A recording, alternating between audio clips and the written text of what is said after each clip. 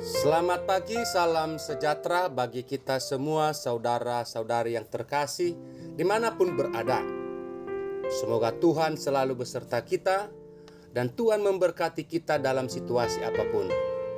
Bersyukurlah tetap karena anugerah dan rahmat Tuhan ada bersama kita setiap saat. Saudara-saudari yang terkasih, pada pagi hari yang cerah ini, pada hari Sabtu 2 Februari 2024, sebagaimana dengan biasanya, renungan dan sabda kita yang akan kita dengar pada pagi hari ini diambil dari Injil Kristus menurut Santo Lukas bab 15 ayat 1-3 dan 11-32. Dalam nama Bapa dan Putra dan Roh Kudus. Amin. Menyadari kesalahan dan berusaha untuk bertobat. Sudah sejak semula bahwa Allah yang kita sembah dan kita permuliakan itu adalah sungguh Allah yang berbelas kasih. Pada bacaan pertama dalam kitab Mikha, pengalaman bangsa Israel menumbuhkan kepercayaan dalam diri Nabi Mikha akan Allah yang penuh belas kasih, bahwa Allah yang dia sembah, Allah yang dia muliakan adalah Allah yang mengampuni dosa-dosa bangsa Israel. Allah yang selalu sabar dan setia menjadi gembala yang menyayangi bangsa Israel. Allah mengampuni dosa dan memaafkan pelanggaran dari sisa-sisa miliknya sendiri yang tidak bertahan dalam murkanya, untuk seterusnya melainkan berkenan kepada kasih setia Allah, dengan menghapus kesalahan-kesalahan kita dan melemparkan segala dosa kita ke dalam tubir-tubir laut. Mikha 7 ayat 18-19. Itulah sekilas dalam isi bacaan pertama pada hari ini. Keilahian Tuhan Yesus Kristus juga pada bacaan Injil Santo Lukas hari ini memberikan gambaran akan kasih setia Bapa dalam pengampunan, dalam berbelas kasih. Kasihnya lebih luas daripada samudera. Kasihnya tidak terbatas. Kasihnya tidak memiliki ruang dan waktu. Selalu mengalir dan setia ada pada diri kita.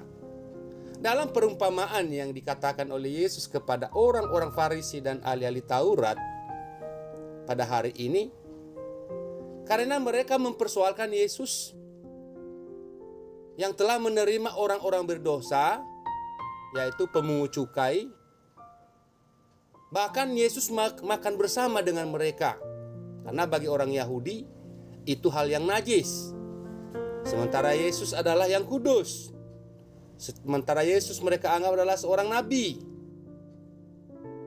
Lalu pertanyaannya, ada yang salah? Tentu yang salah adalah pola pikir mereka yang tidak sama dengan pola pikir Tuhan. Mereka hanya mengatakan apa yang mereka lihat, sedangkan Tuhan Yesus yang belum terlihat pun dia sudah tahu. Baik sebelumnya, sekarang, dan yang akan datang. Nah, itulah Tuhan. Dia pahami yang terjadi sebelumnya, sekarang, dan yang akan datang. Sebagai kita manusia terbatas, kita hanya melihat yang sekarang. Bahkan yang dulu kita bisa lupa, apalagi yang masa yang akan datang. Perumpamaan anak sulung dan bungsu sama-sama memiliki kelemahan dalam diri mereka. Yang satu suka foya-foya, menghabiskan harta orang tuanya di perantauan setelah dia menerima pembagian-bagiannya. Dan yang satu sombong alias angkuh karena ia merasa bahwa dia sudah bekerja begitu lama bersama dengan bapaknya. Namun pada dasarnya dua-duanya mereka sangat dikasihi oleh bapaknya. Dan bapaknya berharap agar kedua anaknya melalui pertobatan. Satu berfoya-foya, satu sombong. Itulah yang mau dikatakan dosa itu bisa mengarah pada penderitaan. Anak bungsu sadar dan mau bertobat ketika ia sudah berada dalam penderitaan. Ia mengatakan, "Bapa, aku telah berdosa terhadap surga dan terhadap Bapa. Aku tidak layak lagi disebut anak Bapa. Jadikanlah aku sebagai seorang upahan Bapa."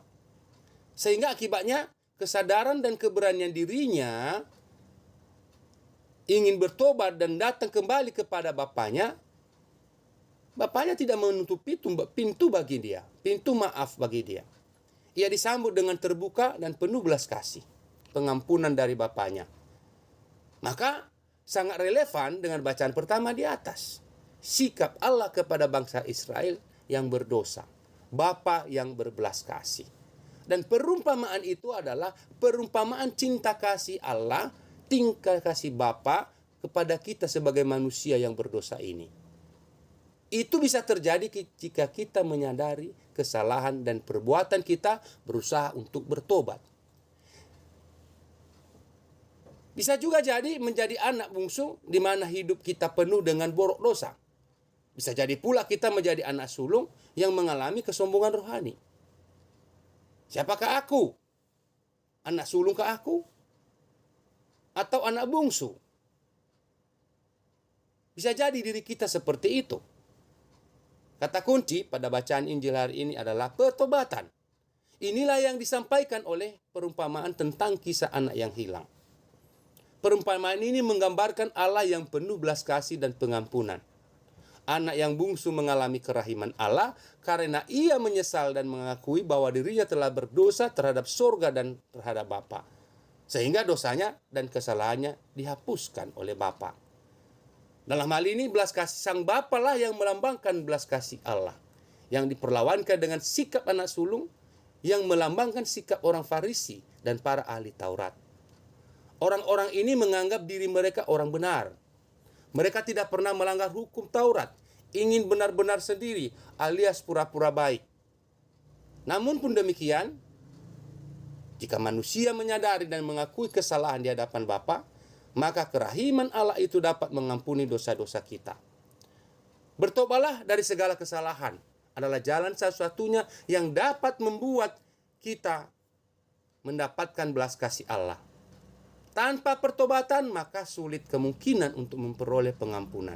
Dan tanpa pengampunan, maka dosa itu selalu menyesak kita dalam keterpurukan yang dalam yang berujung pada kesesakan dan kesulitan hidup yang berkepanjangan. Oleh karena itu, sebelum terlambat, saudara-saudara yang terkasih, bertobatlah dan berusahalah untuk selalu berbuat baik dan benar. Sebab itu, janganlah kita dikehendaki dalam kesesakan. Janganlah kita jatuh dalam kesesakan.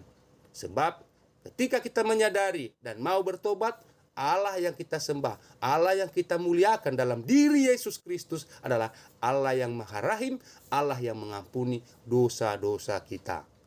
Amin. Dalam nama Bapa dan Putra dan Roh Kudus. Amin.